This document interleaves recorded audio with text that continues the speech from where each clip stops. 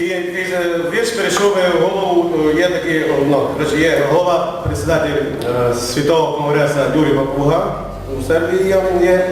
Він писав такий вірш, хто це є, русин ти чи не русин, то треба читати, дуже великий вірш.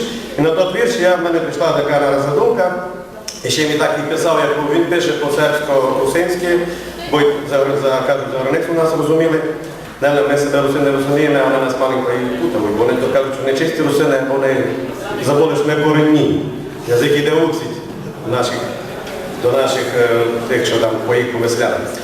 Ну і хто ти, що ти? Хто ти є? І так прийшло ми. Я син русин, єсь і буду. Не в цим війну я живу. Чому війну, бо тепер цей період якраз іде. Не в цим війну я живу. Я живу для своїх дітей, я живу для своєї страни, я живу на Подкарпатті, де родився отець мати.